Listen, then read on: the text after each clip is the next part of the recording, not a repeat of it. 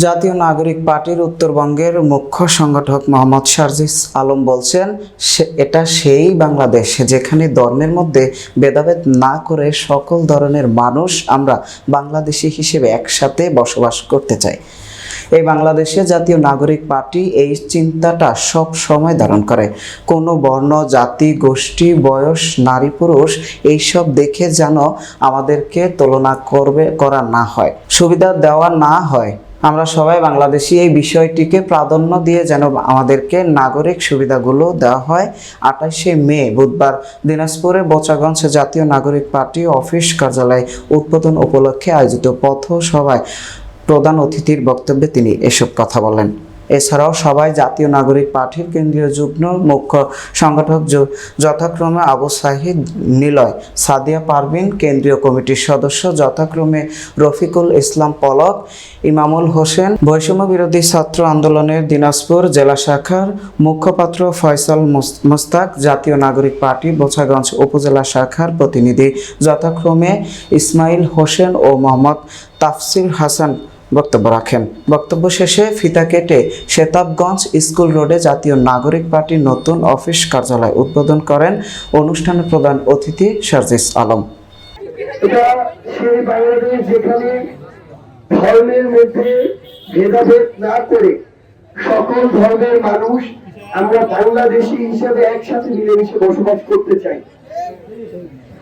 এই বাংলাদেশে জাতীয় নাগরিক পার্টি এনসিপি এই চিন্তাটা সবসময় ধারণ করে যে আমাদেরকে যেন কোনো ধর্ম দিয়ে তুলনা না করা হয়, কোন বর্ণ, জাতি, গোষ্ঠী, বয়স, নারী, পুরুষ এসব দেখে যেন আমাদেরকে তুলনা না করা হয়, সুবিধা না দেওয়া হয়।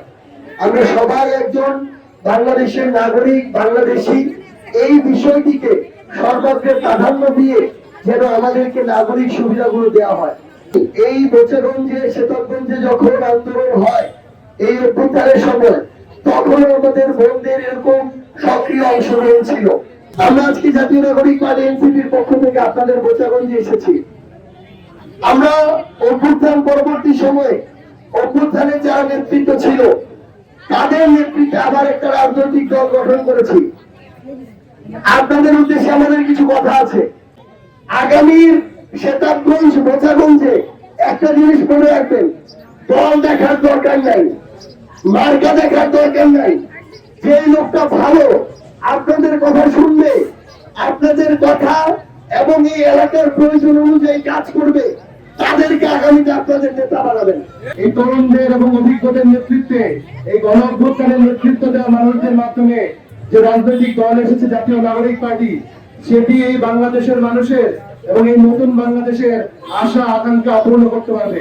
আমরা জুলাই পরবর্তী গণ অভ্যুত্থানের পরবর্তী নতুন বাংলাদেশে রাজনীতিতে মেয়েদের অবস্থান আরো শক্তপোক্ত করতে চাই। দেশের 18% জনসংখ্যার নারী, তারাও ছেলেদের পাশাপাশি রাজনীতিতে অংশগ্রহণ করবে এবং নতুন বাংলাদেশ গড়ার ক্ষেত্রে, স্বপ্ন দেখার ক্ষেত্রে নারীদের অংশগ্রহণ সমান ভাগে থাকবে। আজকে বেশি কিছু বলবো না। আজকে আমরা কাজী ভাইকে আমাদের বোচাগঞ্জের এই সমস্যা করে ধরবো। আমাদের রাস্তার যে বেহাল দশা, সেই রাস্তাগুলো যেন দ্রুত সংস্কার করা হয় এবং আমাদের পাশে একটা অডিটোরিয়াম আছে যেটা হচ্ছে জেলা পরিষদের আন্ডারে, এই জেলা পরিষদ যেন দ্রুত সংস্কার করা হয়। আমরা চাবো আমাদের সাথে কোনো সুবিধা যেন দ্রুত চালু হয়। পাশাপাশি আমাদের স্বাস্থ্য কমপ্লেক্স আছে, এই স্বাস্থ্য কমপ্লেক্সে অনেক ইনস্ট্রুমেন্টের সমস্যা এবং ডাক্তার পাওয়া যায় না, ডাক্তার নেই। এবং সব থেকে বড় সমস্যা হচ্ছে আমাদের বোচাগঞ্জের মাদক। আমরা সবসময় মাদকের বিরুদ্ধে কথা বলেছি এবং মাদকের বিরুদ্ধে কথা বলতে গিয়ে আমরা অনেক হ্যারাসমেন্ট হয়েছি।